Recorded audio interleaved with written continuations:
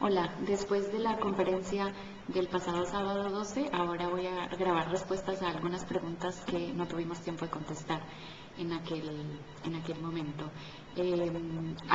Pues también les quiero recordar que vamos a hacer presente una bibliografía como se me pidió. Entonces yo le voy a ofrecer a Catholic Link el material de una bibliografía adicional, que es un poco en parte la que yo usé para preparar esta conferencia, para quienes estén interesados en estudiar más y profundizar más todos los temas que en la conferencia tratamos. Entonces la primera pregunta me la hizo Mara Montes: ¿cómo se concilia verdad y misericordia para que en este tema no se entienda la misericordia como un ceder de manera cómplice a los intereses de grandes multinacionales que han implantado esta ideología para su propio lucro? Es una pregunta muy interesante la de Mara. Yo creo que no es fácil, es justamente en ese ámbito donde ella cita, donde no es fácil conciliar verdad y misericordia, pero creo que una clave es recordar que la postura de la Iglesia es siempre luchar contra el pecado y contra la mentira, pero amando profundamente al pecador y al que está engañado.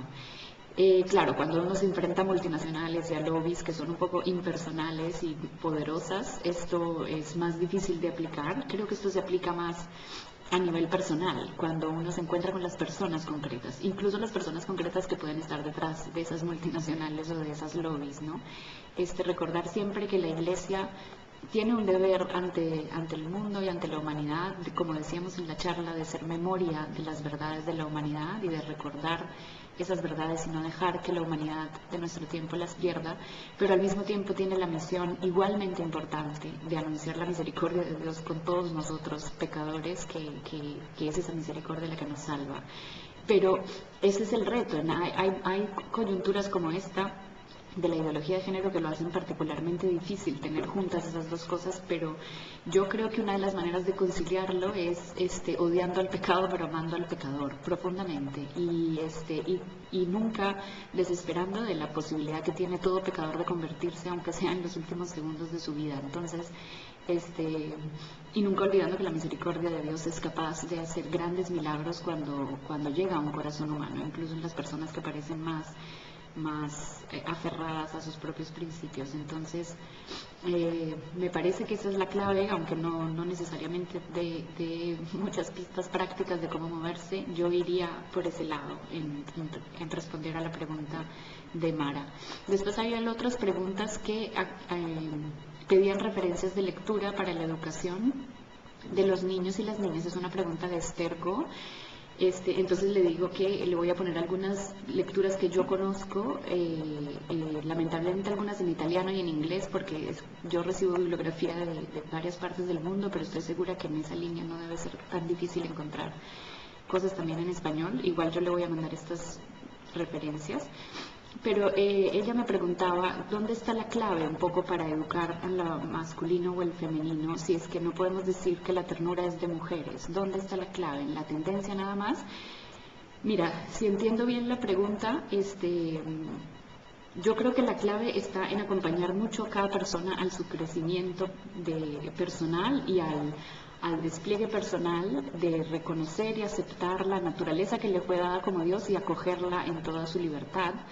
Y esta naturaleza es siempre masculina o femenina, ¿no? De todas maneras, creo que si lees a Edith Stein te va a dar unas claves muy interesantes, porque recordemos que ella, cuando empezó su camino de conversión, trabajó mucho en educación. Entonces, muchas de las cosas que ella habla en su libro La Mujer, que es su libro muy conocido sobre este tema, las dice en vistas de la educación. Entonces, creo que ella te va a dar mucho mejor que yo estas claves de qué es, pero yo me parece, por lo que he leído de ella, que su respuesta iría en la línea de la educación debe hacer que cada persona encuentre como su vocación personal, quién es ella y a qué lo llama Dios, y la despliegue. Entonces la educación tiene que ayudar a que cada persona reciba esta vocación, que también pasa por su masculinidad y su feminidad, la reciba de Dios y la despliegue.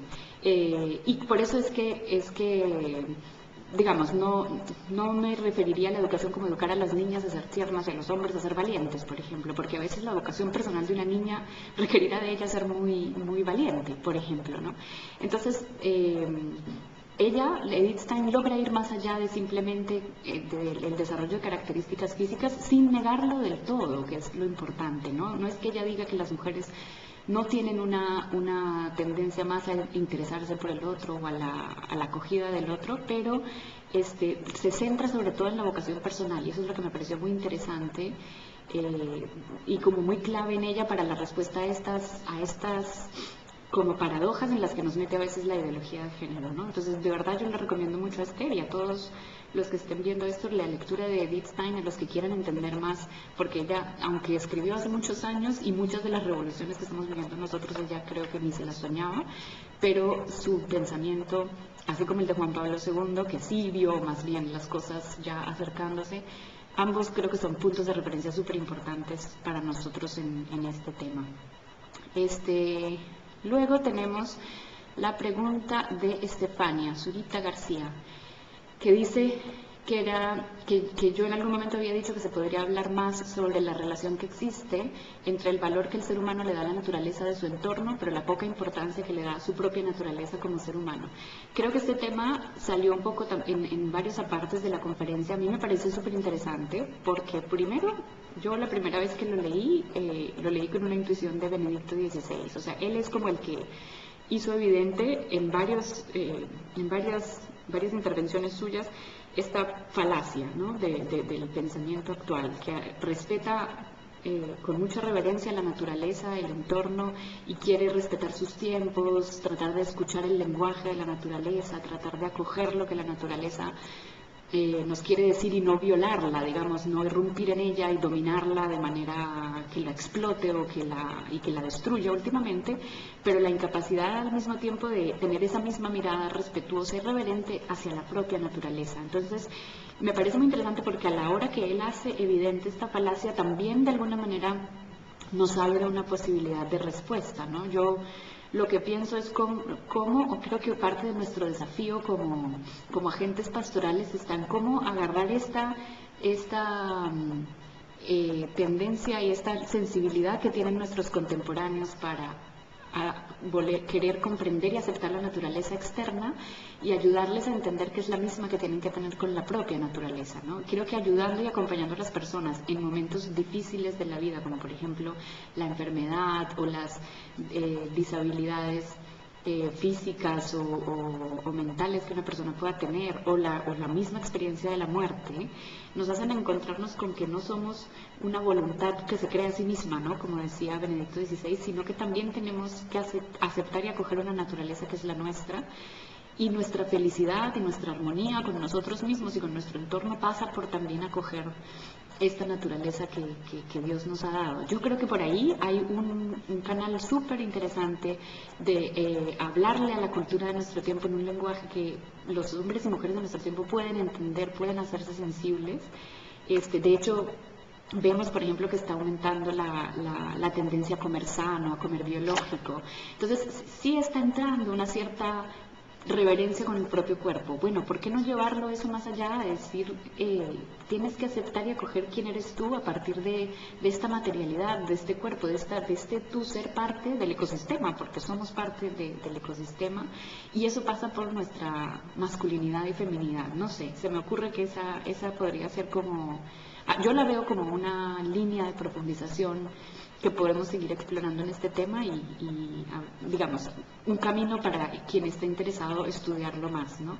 Creo que pasa también por entender mejor el concepto de ley natural, que también cité en algún momento de la charla, que es un concepto hermoso de la tradición, del pensamiento de la tradición de la Iglesia, y que tenemos que tratar de recuperar y reformular para que sea posible proponerlo en nuestro tiempo. Bien, tenemos también la pregunta de Estefania Quiñones, que pregunta: ¿cómo podemos demostrar que los roles respecto a la crianza de los hombres y mujeres es natural? A ver, mira, yo no sé si entiendo bien la pregunta, pero la interpreto y la respondo según lo que entiendo. Creo que los roles que un poco va en la línea de lo que le respondía antes también a la otra pregunta sobre la educación de los niños, ¿no? Los roles tienen algo de natural, pero también tienen mucho del despliegue de la vocación de cada uno, ¿no? Entonces,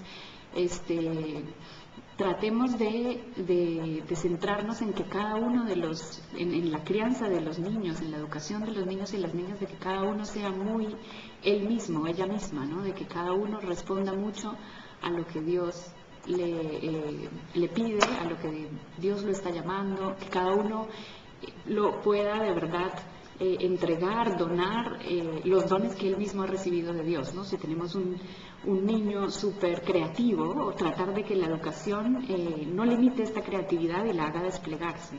Si tenemos una niña súper curiosa y con una inteligencia muy curiosa, también tratar de que la educación ayude a que esta niña pueda esos dones ponerlos al servicio y de verdad a hacerlos fructificar en lo que Dios también puede estar esperando de cada uno según los dones que les da, ¿no? Obviamente hay que también tener mucho en cuenta que dentro de todo lo que la educación tiene que ofrecer, tiene que ayudar a que cada uno asuma, acepte y acoja el don de la propia masculinidad y feminidad como uno más de todos los dones que ha recibido, ¿no? Entonces, y uno que no es uno más, de repente la expresión uno más no es la más feliz, pero uno que es un poco, es fundamental, pero como digo, no es tampoco limitante, ¿no? No puede ir en contra, y esta es la gran intuición, como les decía, que encontré en Edith Stein, no puede ir nunca en contra de que se despliegue la vocación personal de cada niño, de cada niña, ¿no? Espero que eso ayude a contestar la pregunta de Estefania. Y la última que tenemos aquí, me parece que es de Gabriela, porque no alcanzo a ver algo como Gabriela Melgar Suárez, no alcanzo a ver bien su nombre, pero espero que ese sea. Gabriela pregunta, respecto a la ideología de género, la postura que manifiesta que las personas nacen con una inclinación sexual, ¿cómo podemos refutar esta postura? ¿Qué documentos podemos tomar? En la bibliografía vas a encontrar un documento concreto que a mí me pareció muy interesante, pero claro, es muy largo y no sé si responda un poco a lo que tú estás preguntando, pero es una investigación de un sociólogo estadounidense que estudió un poco este reclamo de que la tendencia homosexual es innata, ¿no? Y un poco como hace evidente con métodos científicos que no se puede demostrar que sea innata y que de todas maneras es siempre una concurrencia de factores digamos innatos, genéticos y ambientales, ¿no? Entonces, creo que eso te podría ayudar si es que la pregunta se refiere a ese tipo de demostración. Pero si lo que quieres también es una profundización más teórica, vas a encontrar en la bibliografía también algunos documentos de la Iglesia, en concreto uno de la Congregación para la Educación Católica, me parece, sobre la educación sexual, donde vas a encontrar ideas muy interesantes al respecto. Y también varios otros del Papa Benedicto XVI, ¿no? Que hablan de este tema de naturaleza y la cultura. Creo que eso quizás te podría ayudar, ¿no? Pero lo que me parece importante es que creo que no se puede negar que hay en este asunto de la identidad sexual hay siempre una mezcla de lo natural con lo cultural, ¿no? Nuestra postura como católicos no puede negar esa interacción. Simplemente no podemos aceptar que se nos imponga ideológicamente que hay una manera que se puede aceptar como normal igual a las otras, ¿no? Eso creo que ya es más complicado.